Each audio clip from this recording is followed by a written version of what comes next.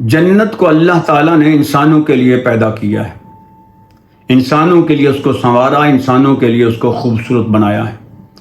اور اس جنت میں جو اللہ نے تیار کر رکھی ہے اس میں صرف مسلمان، کلمہ گو، نیک مسلمان جائیں گے۔ اگر کوئی گناہگار مسلمان جہنم میں چلا بھی گیا تو اپنی سزا کاٹ کر پھر وہ واپس جنت میں آ جائے گا اور پھر ہمیشہ ہمیشہ کے لیے جنت میں رہے گا، اور کوئی مخلوق جنت میں نہیں جائے گی۔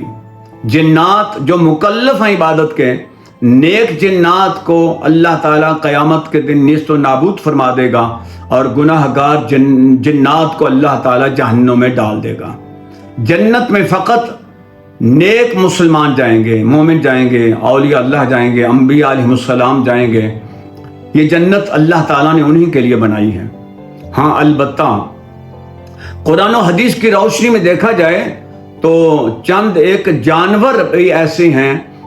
جو خوش قسمت ہیں اور اللہ تعالیٰ ان کو جنت میں داخل فرما دے گا۔ 10 جانور ایسے ہیں جو جنت میں جائیں گے۔ ان جانوروں میں سب سے پہلا نمبر حضور نبی پاک صلی اللہ علیہ وسلم کی اونٹنی، جس کا نام کسوہ تھا۔ جب آپ نے آخری حج کا خطبہ ارشاد فرمایا جبل رحمت پر، تو آپ نے اسی اونٹنی کی پیٹھ پہ بیٹھ کے خطبہ ارشاد فرمایا تھا۔ آپ اسی پر سواری کیا کرتے تھے۔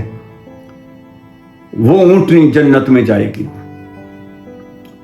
دوسرے نمبر پر حضرت صالح علیہ السلام کی اونٹنی۔ آپ کی قوم نے یہ مطالبہ کیا تھا کہ اگر آپ سچے ہیں تو اس سامنے والے پہاڑ سے ایک اونٹنی پیدا کر کے دکھائیں، اور اونٹنی وہ ایسی ہو کہ پیدا ہوتے ہی بچے کو بھی آگے جنم دے۔ حضرت سلیمان علیہ السلام نے اللہ تعالیٰ سے درخواست کی، اللہ تعالیٰ کے حکم سے اس پہاڑ سے ایک اونٹنی پیدا ہوئی، اور اس نے پیدا ہوتے ہی آگے ایک اور بچے کو جنم دے دیا۔ مگر وہ بدقسمت قوم کہ وہ پھر بھی ایمان نہ لائی، اور انہوں نے اسی اونٹنی کو قتل کر دیا۔ اس کے بدلے میں پھر اللہ تعالیٰ نے اس قوم پر عذاب بھیجا۔ حضرت ابراہیم علیہ السلام کا بچڑا۔ حضرت ابراہیم علیہ السلام کے پاس فرشتے شکل انسانی میں آئے، ان کو بیٹے کی بشارت دینے لگے۔ بڑھاپا آ گیا تھا، آپ کی ہاں اولاد نہیں تھی، تو حضرت ابراہیم علیہ السلام اپنے لیے اولاد کی دعا بھی کیا کرتے تھے۔ تو اللہ تعالیٰ نے فرشتوں کو انسانی شکل میں بھیجا کہ میرے ابراہیم کو یہ بشارت دو کہ اللہ تعالیٰ تجھے بیٹا عطا فرمائے گا۔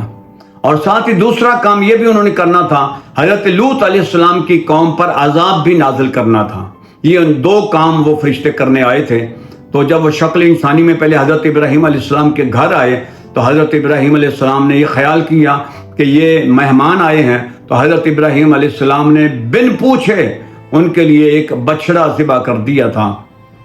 اور اس کا گوشت تیار کر کے ان مہمانوں کے آگے رکھا جب، تو پھر انہوں نے بتایا کہ ہم تو اللہ کے مقرب فرشتے ہیں، ہم کھایا نہیں کرتے۔ حضرت اسماعیل علیہ السلام کا مینڈھا یعنی دمبا، جب حضرت اسماعیل علیہ السلام کے گلے پہ حضرت ابراہیم علیہ السلام چھری چلا رہے تھے، وہ چھری چل نہیں رہی تھی، آپ کے گلے کو کاٹ نہیں رہی تھی۔ آپ کبھی غصے میں چھری کو تیز کرتے ہیں، کبھی غصے سے وہ پتھر پہ مارتے ہیں۔ پتھر پہ جب مارتے تھے تو پتھر کٹ کے 2 حصے ہو جایا کرتا تھا، مگر حضرت اسماعیل علیہ السلام کے نرم و نازک گردن کو نہیں، گلے کو نہیں کاٹ رہی تھی چھری۔ تو یوں حضرت اسماعیل علیہ السلام کے لیے پھر اللہ تعالیٰ نے جنت سے جبریل امین کو بھیجا ایک مینڈھا دے کر، تو حضرت ابراہیم علیہ السلام نے پھر اس مینڈھے کو ذبح کر دیا تھا۔ وہ مینڈھا بھی جنت میں جائے گا۔ حضرت موسیٰ کلیم اللہ علیہ السلام کی گائے، آپ کی قوم میں بنی اسرائیل میں ایک بندہ قتل ہو گیا، تو اس کے قاتل کا پتہ نہیں چل رہا تھا، تو حضرت موسیٰ کلیم اللہ علیہ السلام نے ارشاد فرمایا کہ ایک گائے ذبح کرو، اس کا گوشت اس کی لاش کے ساتھ لگاؤ، تو یہ مردہ زندہ ہو کر اپنے قاتل کا نام بتا دے گا۔ تو پھر انہوں نے آگے سے سوالات کی بچھاڑ کی، تو یوں ایک گائے جو منتخب کی گئی اللہ کے نبی کی نشانیوں کے بعد، وہ گائے انہوں نے بڑی مشکل سے تلاش کی، پھر اس کو انہوں نے ذبح کیا، وہ گائے بھی جنت میں جائے گی۔ حضرت یونس علیہ السلام کی مچھلی، حضرت سلیمان علیہ السلام اپنی قوم سے الگ ہو گئے تھے اللہ کے حکم کے بغیر، تو وہ ایک کشتی میں سوار ہوئے، تو کشتی بیچ میں جا کے ڈولنے لگی، بھنور میں پھنس گئی۔ تو اس وقت یہ سمجھا جاتا تھا کہ جب کشتی بھنور میں پھنس جائے تو اس میں کوئی ایسا آدمی بیٹھا ہوا جو اپنے مالک کا بھگوڑا ہے، تو انہوں نے پھر قرا ڈالا، تو حضرت یونس علیہ السلام کے نام قرا نکلا، پھر قرا ڈالا، پھر قرا ڈالا، تینوں دفعہ حضرت یونس علیہ السلام کے نام وہ قرا نکلا، تو حضرت یونس علیہ السلام پھر پانی میں کود گئے، تو اللہ تعالیٰ نے ایک مچھلی کو آگے مقرر کر دیا تھا، اس مچھلی نے آپ کو نگل لیا، تو یوں 40 دن تک حضرت یونس علیہ السلام اس مچھلی کے پیٹ میں رہے، تو وہ مچھلی بھی جنت میں داخل ہوگی۔ حضرت سلیمان علیہ السلام کا ہدہد، آپ کی حکومت چونکہ پوری دنیا پر تھی تو آپ کو جگہ جگہ پر جانا پڑتا تھا، تو پیغام رسانی کا کام وہ ہدہد کیا کرتا تھا، اور پانی کی تلاش کا کام بھی وہ ہدہد ہی کیا کرتا تھا، تو یوں وہ ہدہد وہ بھی جنت میں جائے گا۔ حضرت سلیمان علیہ السلام کے دور کی چونٹی، حضرت آپ کا لشکر آ رہا تھا، تو چونٹی کے سردار نے اپنی چونٹیوں کو کہا تھا کہ جلدی جلدی اپنی بلوں میں داخل ہو جاؤ، سلیمان علیہ السلام کا لشکر آ رہا ہے، کہیں ایسا نہ ہو کہ وہ تمہیں اپنے پاؤں تلے کچل دے۔ تو حضرت سلیمان علیہ السلام کی اس آواز کو 3 میل کے فاصلے سے سن لیا تھا، تو آپ نے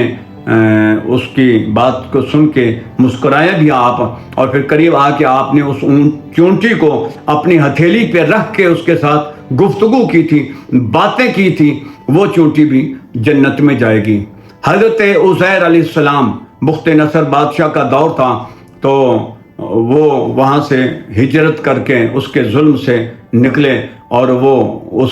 جس خچر کے اوپر بیٹھ کر، جس گدھے کے اوپر بیٹھ کر وہ وہاں سے نکلے تھے، اور وہ سواری بھی اس کے اوپر کیا کرتے تھے، تو وہ گدھا بھی جنت میں جائے گا۔ اصحاب کہف کا کتا، یہ چند نوجوان تھے، یہ دقیانوس بادشاہ کے ظلم سے تنگ ہو کے یہ بھی وہاں سے ہجرت کر کے بستی سے باہر نکلے تھے، تو ایک کتا بھی ان کے ساتھ رہتا تھا، وہ کتا بھی ان کے ساتھ آ گیا، تو یوں وہ کوشش کرتے رہے کہ یہ کتا پیچھے چلا جائے، مگر وہ کتا پیچھے نہیں گیا، تو وہ غار میں داخل ہو گئے، اور کتا غار کے دہانے پہ بیٹھ کے پہرا دینے لگا، تو وہ پھر ادھر ہی وہ کتا بھی مر گیا، اور وہ جوان بھی آگے ان کے ساتھ کیا معاملہ ہوا، تو وہ اصحاب کہف کا کتا وہ بھی جنت میں جائے گا۔ تو یوں یہ 10 خوش نصیب جانور ہیں جو اللہ کے حکم سے جنت میں داخل ہوں گے۔